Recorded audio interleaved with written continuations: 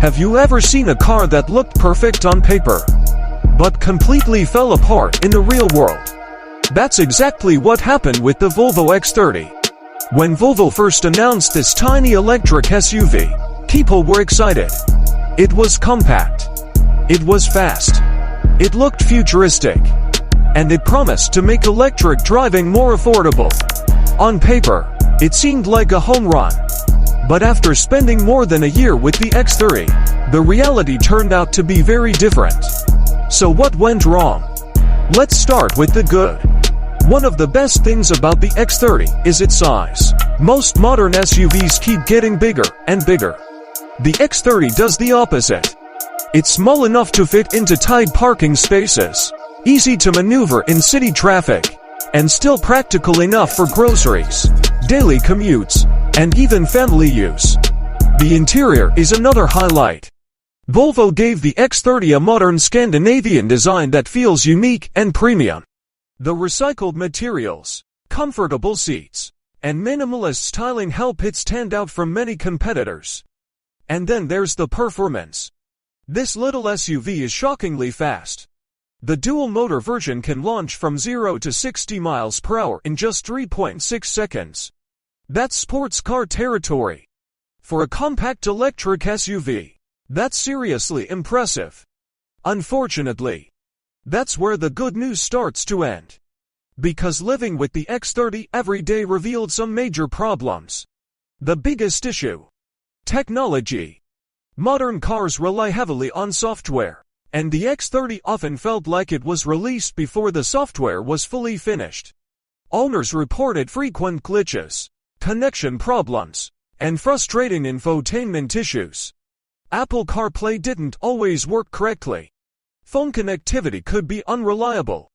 And simple tasks sometimes became far more complicated than they should have been. Another major complaint was the driver monitoring system. The car constantly warned drivers even when they were paying attention. Looking at the screen for a moment. Warning. Adjusting settings. Warning.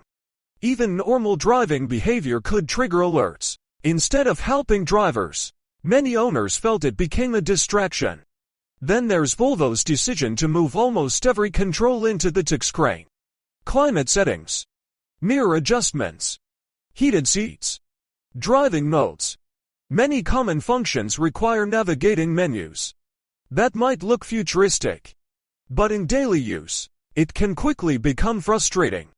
Range was another disappointment. While official numbers looked decent, many drivers struggled to achieve those figures in real-world conditions. Long highway trips often produce significantly lower results than expected. Charging speeds also weren't among the best in the segment. The surprising part is that the X30 wasn't actually unreliable. It rarely broke down. It didn't leave owners stranded. Most of the problems came from software, design decisions, and user experience rather than mechanical failures. To Volvo's credit, the company released multiple software updates that improved the vehicle over time. Many bugs were fixed, features were added, and overall usability became better. But first impressions matter. And for many buyers, that first impression was difficult to forget. Then came another surprise: depreciation. After roughly a year and around 8,000 miles, some examples lost a significant amount of value. While it held value better than certain competitors, many shoppers still felt there were better electric SUVs available for similar money. And eventually, Volvo made a major decision. The X30 was discontinued in several markets after a very short time. For a vehicle that arrived with so much excitement, the ending felt surprisingly quick. So was the Volvo X30 a complete failure? Not exactly.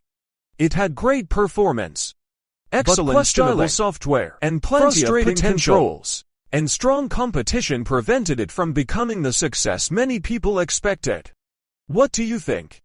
Would you still buy a Volvo X30 today? Or would you choose something else? Let me know in the comments. And don't forget to subscribe to Drive America for more honest car reviews, EV comparisons, and automotive stories. Thanks for watching. And I'll see you in the next video. But questionable software, frustrating controls, and strong competition prevented it from becoming the success many people expected. What do you think? Would you still buy a Volvo X30 today? Or would you choose something else? Let me know in the comments. And don't forget to subscribe to Drive America for more honest car reviews, EV comparisons, and automotive stories. Thanks for watching, and I'll see you in the next video.